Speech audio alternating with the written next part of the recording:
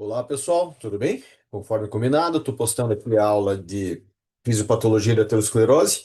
Na verdade, vocês vão ver que eu estou aproveitando uma aula que já estava gravada, acho que gravei durante a pandemia, aonde na primeira parte eu faço toda a parte de metabolismo de colesterol e também de estratificação de risco. Isso porque eu sei que alguns de vocês acabaram pegando recuperação, que eu acho que, se não me engano, deve ser nessa próxima quinta-feira, mas enfim, o fato é que a aula tá bem completa.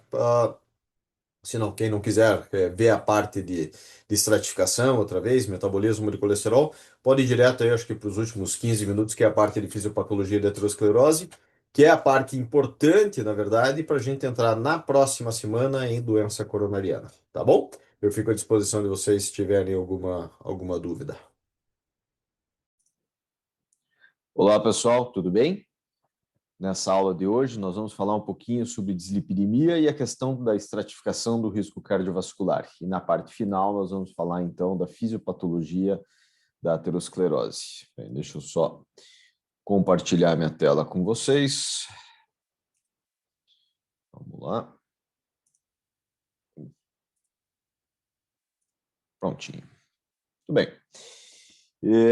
Quando a gente fala em dislipidemia, na aula anterior de fatores de risco, já tinha feito uma breve introdução à questão da dislipidemia, a gente tem que lembrar que as alterações de LDL colesterol, a elevação do LDL colesterol é o principal fator de risco para infarto do miocárdio. Essa correlação entre colesterol e doença cardiovascular, ela já é há muito tempo conhecida, desde a publicação do estudo de Framingham. Framingham foi uma das principais cortes a mostrar essa correlação, aonde se viu que quanto maior o nível de colesterol total, maior a incidência de doença coronariana na população.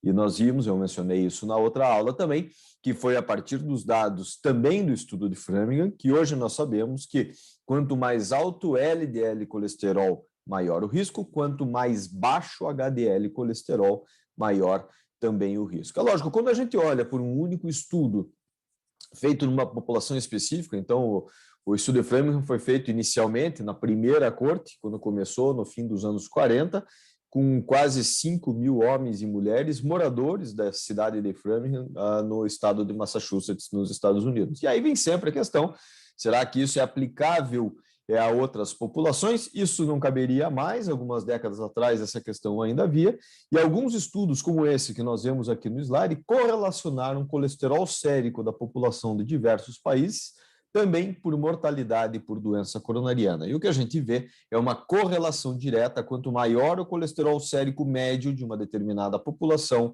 maior a mortalidade por doença coronariana naquela população. Interessante notar que, a partir da observação, por exemplo, de que a França, né, dentre outros países com colesterol sérico médio semelhante, é que tem a menor mortalidade por doença coronariana. Então, isso foi chamado de paradoxo francês, e foi a partir do paradoxo francês que veio a ideia de que talvez o vinho tivesse um papel protetor quanto às doenças cardiovasculares.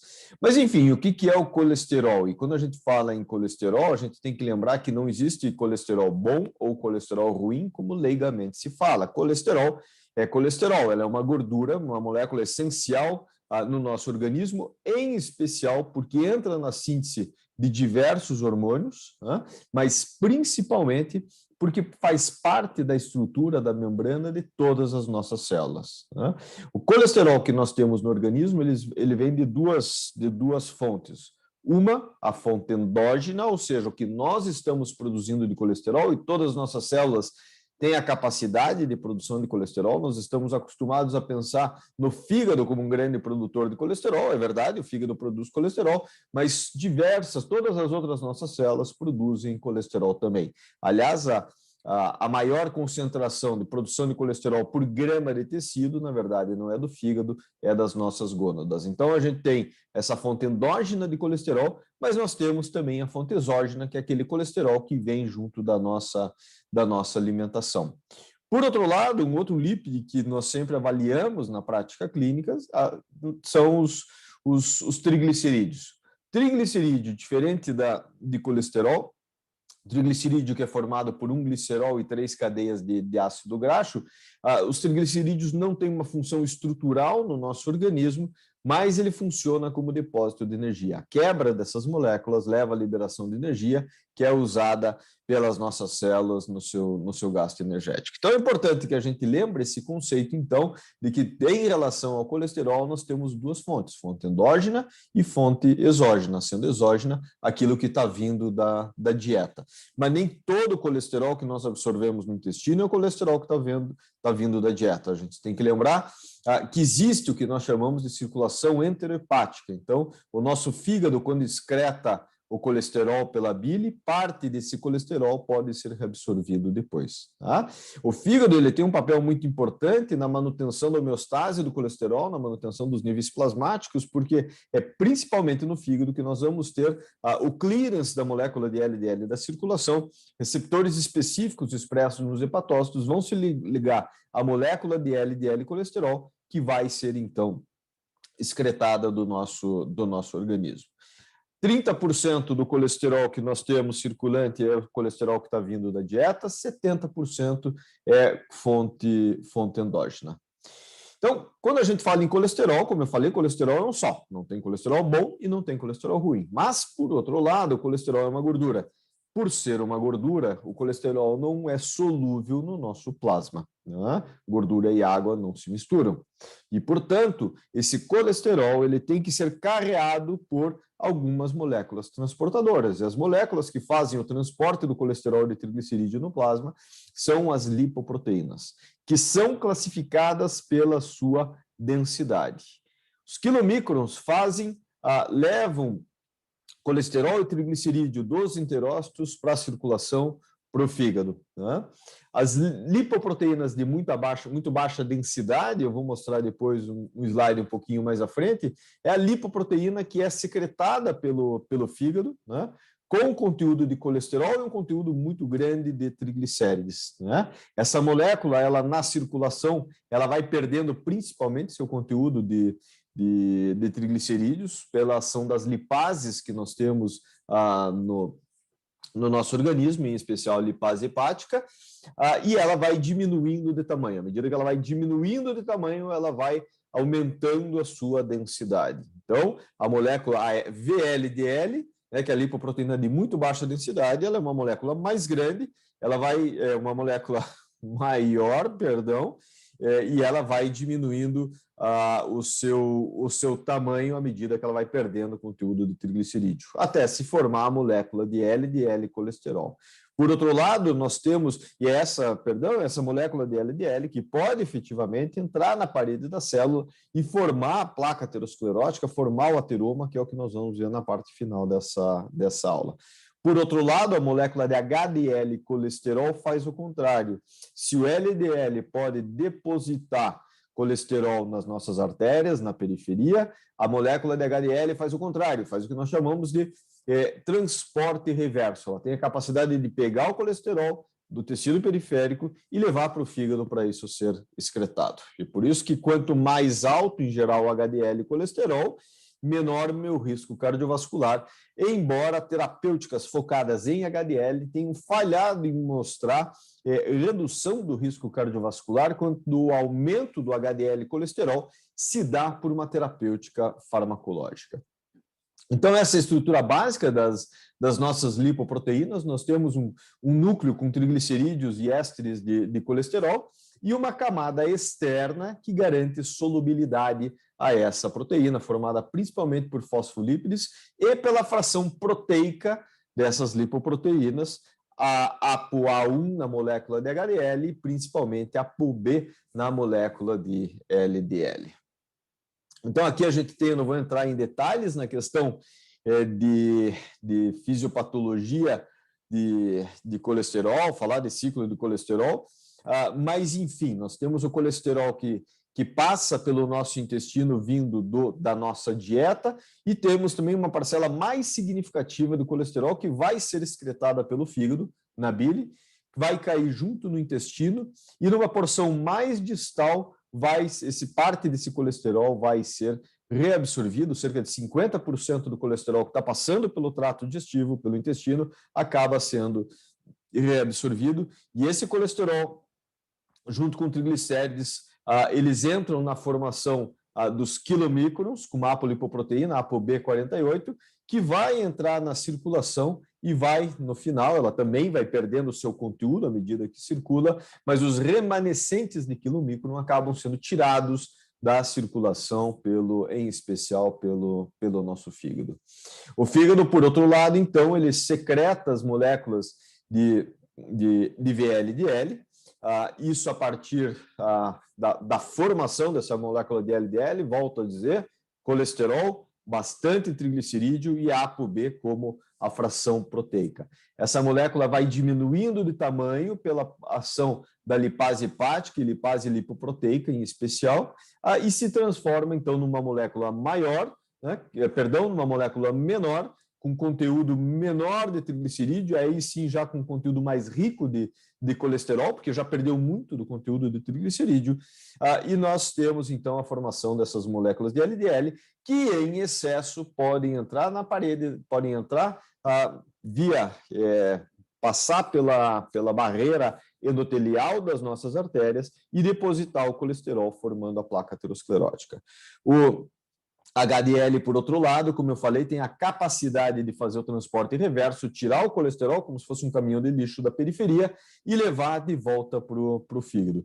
Existe uma proteína transportadora de colesterol que age nesse meio caminho, que pode tirar colesterol da molécula do HDL e colocar isso para dentro da molécula de LDL e tira conteúdo de triglicerídeo de LDL e leva para a molécula de HDL, ou seja, do ponto de vista, pensando em aterosclerose, isso é ruim, porque você está tirando o colesterol da molécula de HDL, que levaria esse colesterol para ser excretado pelo fígado, e esse colesterol passa para a molécula de LDL, que pode, eventualmente, em excesso, se depositar na parede do vaso.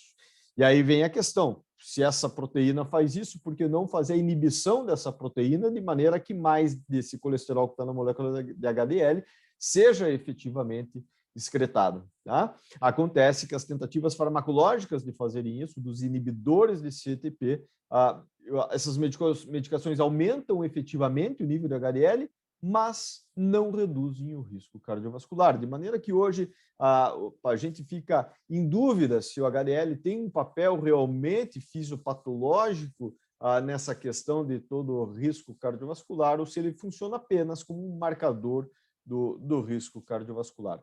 Já as moléculas de LDL, por outro lado, saem da circulação a partir de receptores específicos nos hepatócitos, que são os receptores de LDL. Indivíduos que tenham mutações, né, com perda da capacidade de produção desses receptores de LDL ou perda da capacidade de formar receptor com estrutura adequada, isso vai impedir a retirada adequada da molécula de LDL e esses indivíduos têm LDL e colesterol mais alto. É o que acontece, por exemplo, nas pessoas com hipercolesterolemia familiar, que, em geral, por defeitos autossômicos dominantes, tem algum polimorfismo que impede que seja formado de maneira adequada esse receptor. Esses indivíduos acabam tendo LDL e colesterol muito alto e acabam tendo uma incidência muito aumentada de eventos cardiovasculares. Do ponto de vista prático, do ponto de vista clínico, o que nós devemos avaliar? Em geral, a gente pede, quando vamos fazer a solicitação de laboratório, nós pedimos perfil lipídico. Na análise do perfil lipídico vai vir, em geral, colesterol total, triglicérides e HDL colesterol, e na maioria das vezes o LDL colesterol vai ser calculado pela fórmula de Friedewald, que vocês já viram em tutorial anterior. Mas só lembrando que a fórmula de Friedewald me diz que o LDL colesterol é igual ao colesterol total subtraído do conteúdo de HDL mais triglicerídeo sobre 5. Por que triglicerídeo sobre 5? Triglicerídeo sobre 5 me dá o valor de VLDL. Então, LDL colesterol é igual a colesterol total menos HDL menos VLDL. Isso é óbvio. Se o colesterol não está circulando, já que o colesterol total é a soma dessas três frações, o que não está na molécula de HDL, o que não está na molécula de VLDL, é porque está na molécula de LDL. Alguns laboratórios hoje em dia já fazem a dosagem, cada vez mais comum a dosagem direta do LDL colesterol, e essa medida deve ser sempre usada. Muitos laboratórios, por exemplo, aqui em Curitiba, laboratórios particulares, colocam no laudo o valor de LDL dosado e LDL calculado. Ora, eu sempre vou usar o LDL dosado e não o LDL calculado de uma maneira indireta. Então, de maneira sucinta, o risco cardiovascular está principalmente no nível do LDL colesterol. Ele está fortemente associado com o nível plasmático de LDL colesterol. Com mais alto nível de LDL colesterol, maior o risco cardiovascular, não tem um platô. Quanto mais alto, maior. Uma elevação de 10% do LDL colesterol está associada em um aumento do risco cardiovascular em 20%. E é lógico que isso pode ser potencializado por outras alterações lipídicas, como, por exemplo, HDL baixo, mas também por outras condições, como tabagismo, hipertensão e diabetes. Tá? O HDL, como eu falei, então, parece ter um efeito protetor. Populações com HDL mais alto têm menos doença cardiovascular. Quanto mais baixo o HDL, maior o risco cardiovascular. Mas, infelizmente, terapêuticas focadas em HDL até hoje falharam em mostrar esse benefício na elevação farmacológica do HDL colesterol. Em geral, quando nós temos HDL baixo, triglicíridos ou triglicérides são altos. Isso é muito comum em pacientes com síndrome metabólica e diabéticos, por exemplo. Tá? Se medicação para elevar HDL não deve ser usada, por outro lado, a gente sempre deve orientar medidas que aumentem o HDL por modificação do estilo de vida. Cessar tabagismo, perda de peso, prática de atividade física, todas essas modificações trazem uma elevação do HDL. Qual é o papel por exemplo, qual é o papel que a prática da atividade física tem na redução do risco cardiovascular? Qual é o papel do HDL nessa redução de risco? A gente não sabe, não tem como ser feita essa quantificação. Tá? E triglicerídeos, como eu havia falado anteriormente, lá no começo, ele serve principalmente como fonte de energia. A associação com o risco cardiovascular, quando a única alteração lipídica é a hipertrigliceridemia, esse link com o aumento do risco cardiovascular, ele já não é visto de maneira tão evidente. Tá?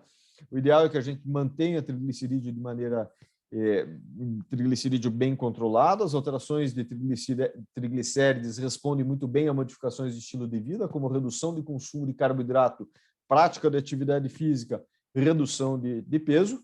Mas lembrando que se, por um lado, colesterol leva elevação de LDL colesterol leva a um aumento de risco, né, cardiovascular no futuro, e essa correlação, quando a hipertrigliceridemia está isolada, sem outras alterações lipídicas, é mais difícil de se ver.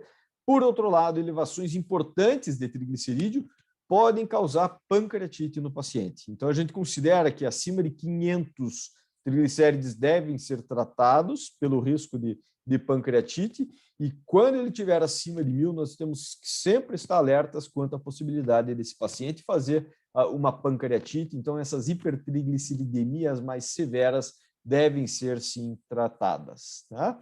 E aí a gente entra, então, na questão, já que vamos falar de tratamento, a gente precisa falar da questão da estratificação de risco e definição de metas lipídicas para os nossos pacientes. Até o semestre passado, nós vínhamos usando a 5ª diretriz brasileira de 2013, mas nós vamos começar agora a usar a atualização da diretriz brasileira. Essa publicação é de 2017, mas segue o modelo que, para definição de metas lipídicas, nós necessariamente precisamos fazer primeiro uma estratificação de risco adequada. Eu só vou saber qual é o LDL-alvo para o meu paciente a partir do momento, em que eu fizer a estratificação de risco desse paciente. Como é que a gente faz essa identificação? Então, primeiro é importante lembrar quais seriam os valores de referência, as nossas metas, em especial para os pacientes de alto risco e muito alto risco, porque isso mudou nessa atualização da 5ª diretriz.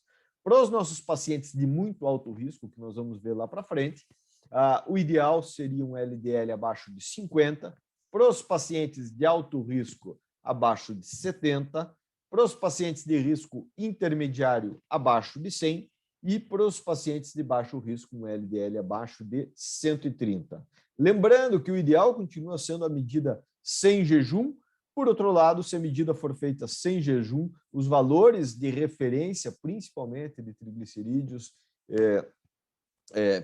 o ideal é que se faça sempre com o jejum, como está aqui à esquerda da tela, mas se a gente estiver fazendo sem jejum, a coleta de sangue, os valores de referência para triglicerídeos mudam um pouco, mas não as metas lipídicas, permanecem aquelas que eu falei. Se eu não tenho, por algum motivo, a dosagem de LDL colesterol, e lembrando que a fórmula de Friedwald, que faz o cálculo indireto do LDL colesterol, ela não pode ser usada se o triglicérides estiver acima de 400, porque aí perde-se muito a sensibilidade da fórmula para fazer a adequada inferência sobre o valor de LDL colesterol. Então, nessa situação, se, por exemplo, por algum motivo eu não tenho o valor do LDL, não foi dosado e eu não posso calcular, eu deixo de usar, então, o valor de LDL e passo a olhar o que a gente chama de colesterol não HDL, que é simplesmente colesterol total menos o HDL colesterol. Qual é o racional disso? Parte-se do princípio que se o colesterol não está sendo transportado pela molécula de HDL, ele está sendo transportado por uma outra molécula que tem potencial aterogênico, embora, reforço, o potencial seja muito maior pela molécula de LDL colesterol. Tá? Então, aqui as metas de LDL para os nossos pacientes, né?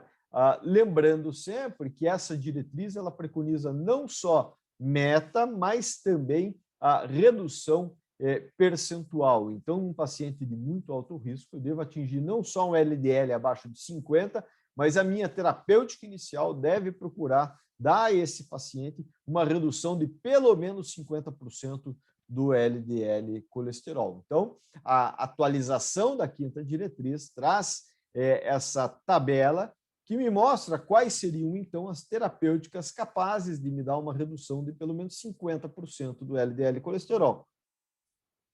Que seriam atorvastatina, 40 a 80 miligramas, rosuvastatina, 20 e 40, simvastatina, 40, associada a ezetimiba. Problemas, nós não temos na rede pública rosuvastatina, não temos ezetimiba, e a atorvastatina só ante o preenchimento de um formulário de medicação de alto custo. Em geral, o que nós temos, os que já fizeram algum ambulatório, sabem que o que nós temos, na verdade, é só simvastatina disponível tanto no farmácia popular como nos postos de saúde. Tá? Então, aqui a gente entra agora na questão de quem são os pacientes de muito alto risco, quem são os pacientes de alto risco. Quando eu vou fazer a avaliação do risco cardiovascular do meu paciente, o primeiro ponto é, será que esse paciente já tem uma alteração que faça com que ele automaticamente se encaixe na categoria de muito alto risco ou de alto risco? Nos pacientes quem seriam os pacientes de muito alto risco? Todo aquele indivíduo que tem uma doença aterosclerótica significativa em qualquer território, né? Ou uma obstrução de pelo menos 50% de uma grande artéria, seja cerebrovascular, seja, por exemplo, a carótida, por exemplo, seja coronária, alteração essa vista numa angiotomografia. Então, se tem doença aterosclerótica já estabelecida, já infartou, já teve AVC, já fez angioplastia, tem aneurisma de aorta abdominal, perdão, aneurisma de aorta abdominal não entra aqui, mas se já teve um evento cardiovascular ou tem evidência de uma obstrução significativa acima de 50%, volto a dizer, uma placa de 50% da carótida, esse indivíduo cai na categoria de muito alto risco e a meta para esse indivíduo seria de um LDL abaixo de 50 miligramas por decilitro. Tá? Se ele não se encaixa naquela categoria, eu vou ver então se ele se encaixa nas categorias de alto risco. Indivíduos que tenham evidência já de aterosclerose subclínica, que tenham um aneurisma de aorta abdominal. Então, lembrando que aneurisma de aorta abdominal não cai na categoria de muito alto risco, cai na categoria de alto risco. Né? Se tem uma doença renal crônica definida por uma taxa de filtração abaixo de 60, ou se esse paciente tem uma concentração de LDL acima de 190. Se o LDL está acima de 190, ele já cai na categoria de na categoria de alto risco. Tá? A meta aqui é abaixo de 70. Tem uma outra categoria que entra também aqui na questão do alto risco, que são diabéticos, tipo 1 ou tipo 2, e que tenham alguma dessas características que são marcadoras de maior risco. Então, por exemplo, qualquer homem acima de 48 anos ou mulher acima de 54 anos com diabetes se encaixam nessa categoria de alto risco, já entra, então, na meta de LDL abaixo de 70. Se tem um histórico de doença cardiovascular prematura, tempo de diagnóstico de diabetes é extremamente importante. Diabetes com mais de 10 anos de evolução, tipo 1 ou tipo 2, caem nessa categoria de alto risco cardiovascular, independente de qualquer outra característica. Tá? Se o meu paciente não se encaixa em nenhuma das características de muito alto risco ou de alto risco, então, para esse meu paciente, eu vou preconizar o uso do score de risco global. Tá? A diretriz, vocês vão ler, não está lá, não tem a tabela do score de risco global, que é um score que faz a estimativa de risco de morte cardiovascular, doença coronariana, AVC, doença arterial obstrutiva periférica ou insuficiência cardíaca em 10 anos, utilizando, então, as variáveis clínicas que nós vemos aqui na tela. Lembrando que diabéticos que não se encontrem naquela condição que nós vimos, que já determina que ele seja de alto risco, ele entra aqui também, então, na avaliação do score de risco global. Tá? Eu gostaria que todos vocês façam uma pausa no vídeo aí, com o QR Code, faz a leitura do QR Code, baixem o aplicativo da SBC para estratificação de risco cardiovascular no tablet, no iPhone ou em qualquer outro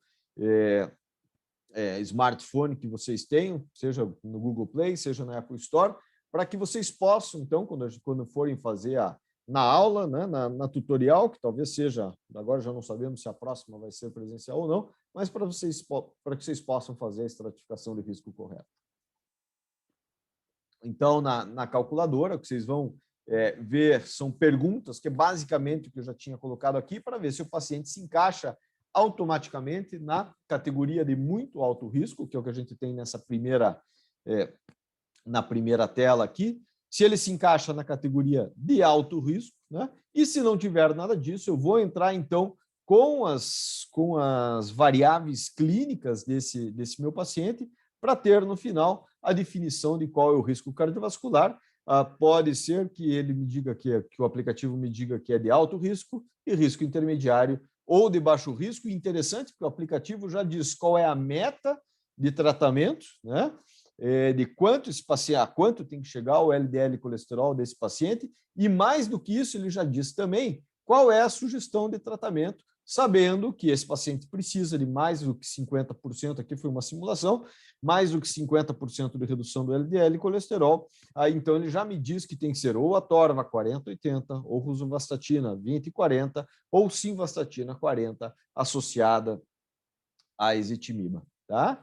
E quando eu faço a avaliação do score de risco, o score de risco divide a categoria de risco baixo, intermediário ou alto, né, conforme o valor calculado de ter um daqueles eventos que eu mencionei nos próximos 10 anos. Se tiver abaixo de 5%, tanto para homens quanto para mulheres, é baixo risco. Se tiver entre 5% e 10% nas mulheres, 5% e 20% o risco de um evento em 10 anos para os homens, risco intermediário. Acima disso, o que a gente tem é alto risco. Tá bem? Então, lembrando que essas são as metas, então, de LDL colesterol para os meus pacientes, baseado na faixa de risco calculada para esse meu paciente. Tá? E aqui a gente tem, então, volto a mostrar essa figura, a diretriz nos dá qual o que é considerado uma terapêutica de alta intensidade, né, para aqueles meus pacientes de risco alto ou risco muito alto, né, e para os outros pode ser que eu precise de uma terapêutica moderada, e aí eu posso usar ali a simvastatina que eu tenho no ambulatório. Tá? Lembrando que pacientes de alto e muito alto risco precisam sempre de uma redução maior do que 50%. Tá? E como é que eu vou tratar esses pacientes? E aqui é um ponto importante.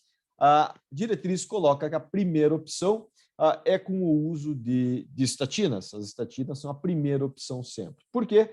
Porque nós sabemos que as estatinas estão fortemente associadas à redução do risco cardiovascular. A redução de 39 miligramas por decilitro de LDL colesterol me dão uma redução de 22% de eventos cardiovasculares maiores. Independente se é homem, mulher, jovem, paciente mais velho, a redução do risco é essa. E a redução do risco é diretamente proporcional à redução de LDL que eu tenho. Então, aqui é um gráfico onde a gente tem diversos estudos plotados, mostrando que quanto a maior a redução de LDL obtido, né, como aqui no estudo 4S, por exemplo, que foi o primeiro estudo lá de 1994, quanto maior a redução do LDL colesterol, maior a redução do risco cardiovascular. Por outro lado, quando mais baixo o LDL colesterol, menor o risco cardiovascular, e daí vem um aforisma que nós usamos, que é the lower the better. Quanto mais baixo o LDL, melhor. Tá?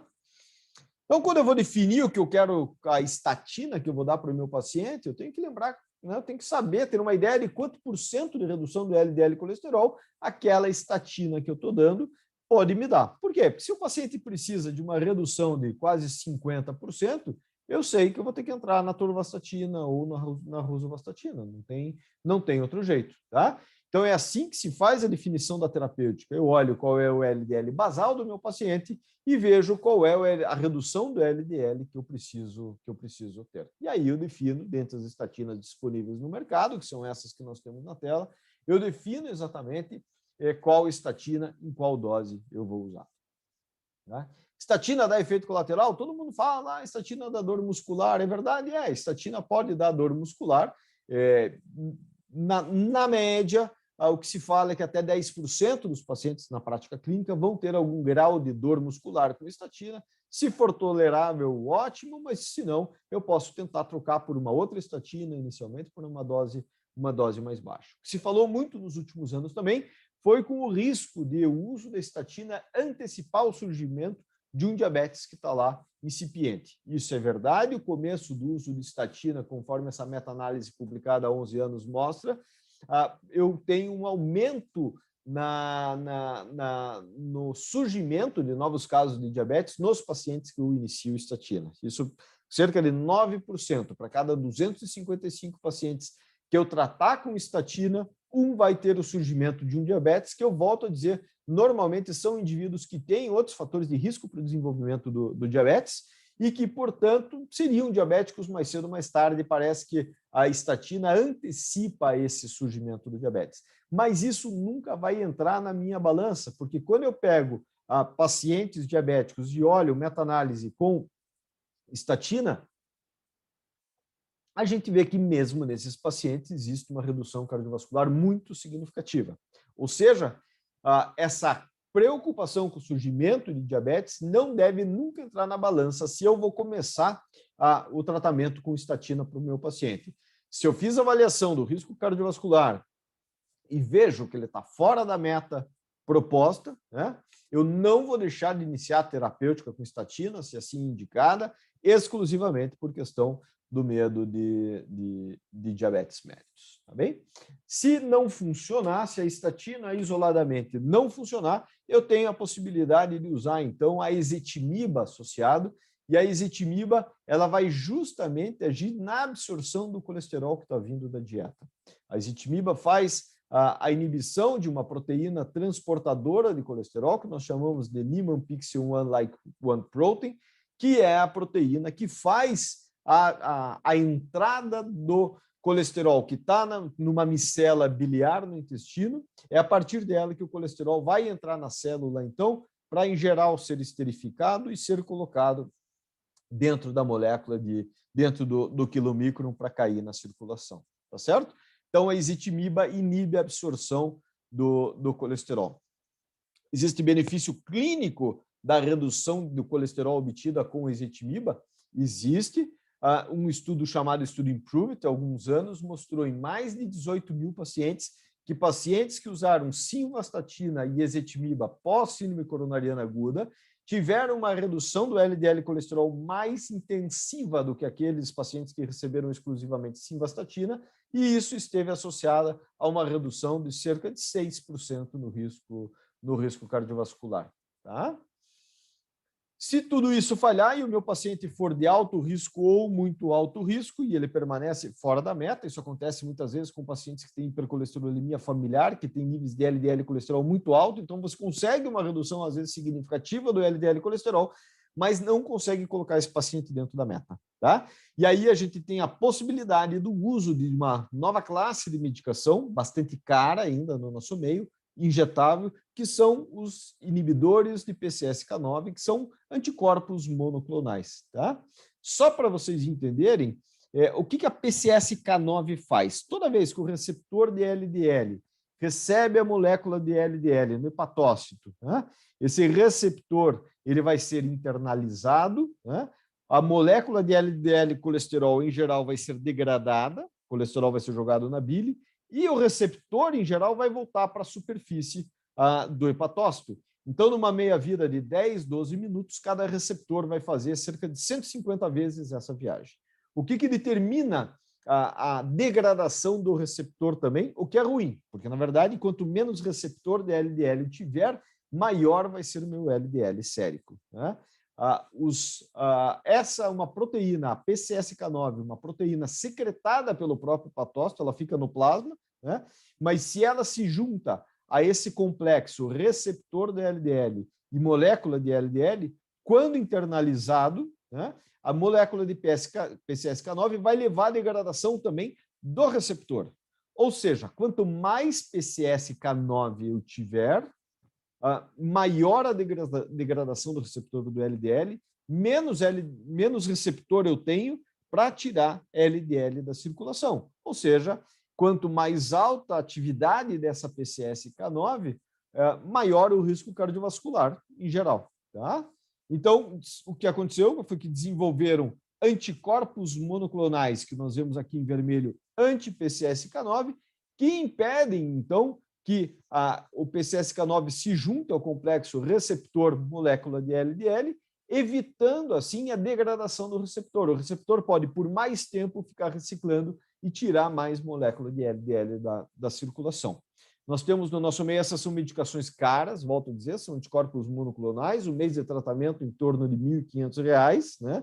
Nós temos o alirocumab e o evolocumab, e ambos são usados do mesmo jeito, tem uma potência muito semelhante de redução do LDL em torno de 50% a 60%, e ambos são usados como injeção subcutânea a cada 15 dias. Tá certo? Então, agora a gente vai conversar um pouquinho, falar sobre dislipidemia. Eu vou estar na terça-feira disponível para vocês, para a gente, amanhã, na verdade, para a gente fazer a discussão dessas questões da dislipidemia. E rapidamente, então, a gente vai passar para a fisiopatologia da aterosclerose. Tá? Então, quando a gente fala em aterosclerose, em ateroma, placa aterosclerótica, em geral, a gente está falando de uma placa de gordura que se formou por um processo inflamatório na parede do vaso. Esse é o conceito que nós já temos há mais de décadas, há uns 20 anos pelo menos, né? De que a aterosclerose não é uma doença degenerativa da parede do vaso. A aterosclerose é, na verdade, uma doença inflamatória da parede do vaso. Tá? Mas por que inflamação? Porque todo fator de risco só é um fator de risco porque leva à disfunção da camada de células endoteliais que mantém a integridade da parede do vaso. Tá? Então, o endotélio funciona como barreira, evitando que os lípides se depositem dentro da parede da artéria, garantindo que a superfície endotelial impedindo que essa superfície seja pró-trombótica, pró-inflamatória.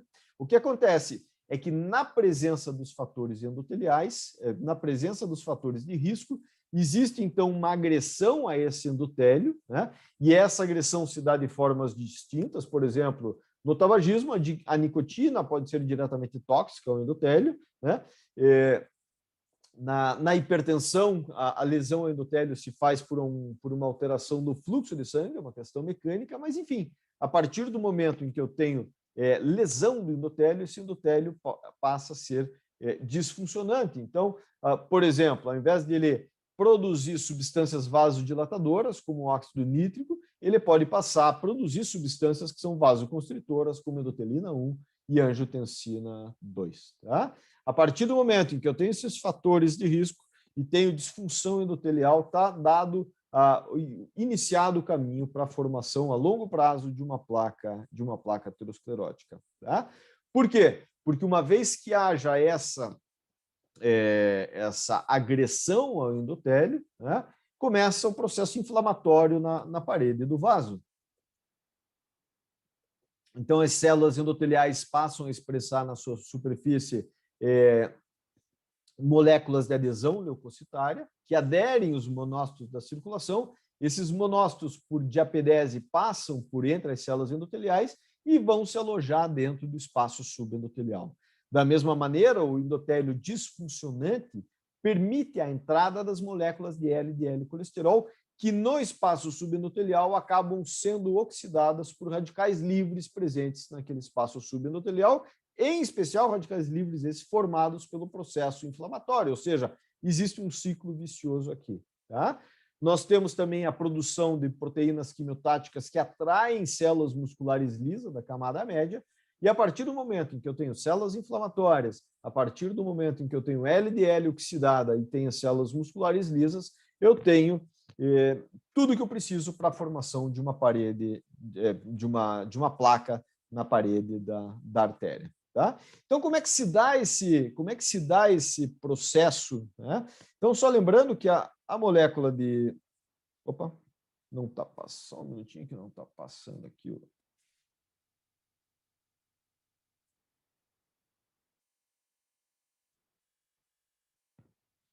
Então, a gente tem nesse vídeo aqui o que acontece quando a célula endotelial ela é lesada e passa a permitir a entrada da molécula de LDL no espaço subendotelial, que é formado por uma rede de microfibrilas, como nós podemos ver nessa animação, e as moléculas de LDL acabam ficando ali depositadas, onde vão ser oxidadas, e a partir do momento em que elas são oxidadas, a gente tem a possibilidade da formação das células espumosas. O que são as células espumosas?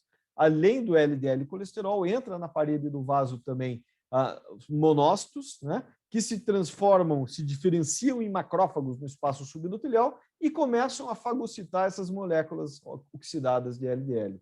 E aí a gente tem a formação da primeira alteração estrutural na formação da placa aterosclerótica, nós começamos a ter a formação dessas células espumosas. Tá? Esse processo de disfunção endotelial se tornado crônico, o que nós vamos ter, então, é a formação progressiva. No começo, eu passo a ter só um espessamento da camada média intimal da artéria, mas com o passar do tempo, eu vou tendo a formação de uma placa completa, que vai ser formada, em geral, por um núcleo lipídico, formado pelo conteúdo de LDL, pelo acúmulo indireto da necrose, né, desses macrófagos ricos em LDL, e eu vou ter também a formação de uma placa fibrosa que vai revestir essa placa, esse núcleo lipídico, impedindo o contato direto desse núcleo lipídico com o sangue que passa pelo lúmen das artérias. Essa capa fibrosa é formada principalmente por uma matriz extracelular, células musculares lisas, que são quem produzem efetivamente essa matriz, e também células inflamatórias. Acontece que as células inflamatórias podem começar a produzir metaloproteinases da matriz, que vão degradar essa capa fibrosa, podendo levar à ruptura da placa aterosclerótica, que é o que efetivamente causa um evento agudo, como uma síndrome coronariana aguda, por exemplo. Tá? Então, esse é o aspecto de uma placa madura, um núcleo lipídico, vejo, bastante extenso. O lumen dessa artéria deveria ser nesse limite, e o que a gente tem é um lumen bastante reduzido. Tá? Um processo bastante importante na formação da placa é que, quando começa a haver o depósito de lipídico no espaço subendotelial, a artéria tenta, de certa maneira, se dilatar, se remodelar para tentar acomodar aquele depósito de gordura sem haver uma redução do lumen. É o que nós chamamos, então, de remodelamento positivo, é o que nós vemos aqui nesse vídeo. Então, a gente vê aqui que começa a haver um aumento do conteúdo lipídico na parede da artéria, mas sem qualquer modificação do lumen até esse momento. Então, esse é o remodelamento positivo, nada mais é do que a artéria tentando acomodar aquela gordura que está se depositando. Né? Nem sempre isso vai acontecer, existe um limite para essa capacidade de remodelamento positivo, né? E o que nós temos depois é um período de remodelamento negativo, ou pode ir direto para um remodelamento negativo, onde o aumento do depósito lipídico vai levar, sim, agora a uma obstrução da luz do vaso, normalmente fazendo manifestações clínicas, em geral, do ponto de vista cardiológico, a manifestação de angina estável, ou seja, o indivíduo começa a ter dor no peito de origem isquêmica, porque sob um aumento de demanda de oxigênio na atividade física, a célula está incapaz de aumentar esse fluxo por uma obstrução fixa, em geral, acima de 70%. Tá? Então, esse é um processo que pode levar décadas para acontecer, mas pode, num determinado momento, haver uma ruptura da placa aterosclerótica, dessa capa fibrosa, que é, então, o que vai levar aos eventos agudos. Quando a gente estiver falando de síndrome coronariana aguda, a gente está falando do indivíduo que tinha uma placa aterosclerótica, não necessariamente com um grande grau de estenose, mas que rompe essa placa, forma-se um trombo em cima da placa e eu tenho, então, o evento agudo. E por que a placa vai romper? Em geral, porque era uma placa instável do ponto de vista histopatológico. O que isso quer dizer? A capa fibrosa era muito fina, em geral, porque havia uma grande quantidade de células inflamatórias degradando aquela capa fibrosa. Mas por que tinha tanta célula inflamatória na placa? Possivelmente porque os fatores de risco estavam fora de controle. Então, na verdade, é uma balança. Se eu tenho um indivíduo que hoje pode ter uma placa, múltiplas placas instáveis, mas se eu controlo rigidamente todos os fatores de risco desse paciente, essa placa ela começa a perder esse conteúdo de células inflamatórias, eu começo a ter uma maior produção de matriz extracelular pelas células musculares lisas e a placa se torna estável outra vez. Tá? Do ponto de vista clínico, exames clínicos não invasivos, não tem como, exames de imagem não invasivo, não tem como fazer avaliação se o indivíduo tem placas instáveis e estáveis, então a gente tem que partir do princípio que quem tem seus fatores de risco fora de controle, se tem placa aterosclerótica, deve ser uma placa instável. Tá? Então, a placa instável, em geral, ela é caracterizada por um núcleo lipídico maior e uma capa fibrosa mais fina, infiltrada por células inflamatórias que estão levando à degradação dessa capa fibrosa. Por outro lado, uma placa estável, um indivíduo, por exemplo, que teve seus fatores de risco bem controlados, eu tenho um núcleo lipídico pequeno com uma capa fibrosa bastante espessa e, portanto, é mais difícil que essa placa rompa. Aqui a gente tem dois exemplos à direita da tela de uma placa vulnerável. Veja uma placa aqui com uma capa fibrosa fininha, ou seja, se houver a ruptura, possivelmente vai haver a formação de um coágulo que entope por completo essa artéria. Por outro lado, aqui a gente vê uma placa que mal e mal a gente vê um núcleo lipídico aqui, ela é toda quase que só capa fibrosa, muito difícil dessa placa romper.